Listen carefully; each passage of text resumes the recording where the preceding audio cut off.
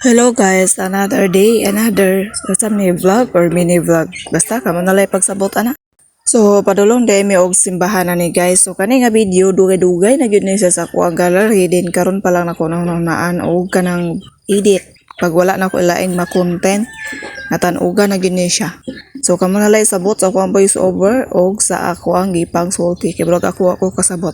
Basta mao na to. So kani sa una diri nga dalan guys, lisod kaayo ni. Mindahan na karon kay sayon-sayon na kay bag-o man siyang gibuldos.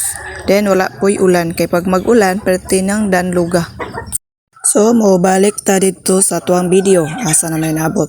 Basta padulong mix simbahan na ni guys kay Domingo man ni manimba mi ani padulong. So kami rang duha sa kumbana kay ang akong duha ka anak nag-una-una na dito sa simbahan. So kani nga dalan diri dapit guys og alang-alang lang kapag driver pag mag-ulan manaog na lang gyud.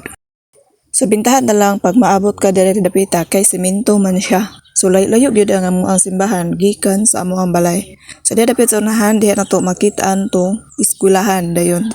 So unahan dapit dito na ang simbahan. So ang simbahan gamay-gamay pa gyud kay wala pa man jud pudto na human. So diri dapita anang unahan anang ay balay likod ana mo nay eskwelahan diri dapita sa mo. So mao na ang lugar diri sa among bukid. So diha lapok na napud siya.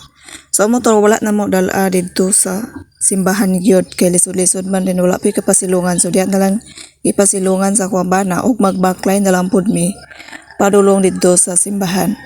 So nang akong anak gitagbo na sa kuwa kay naulahi man mi.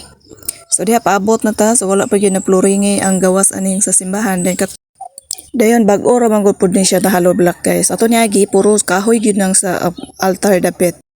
So mauna ang sa sulod. So wala pa kay tao sa sulod.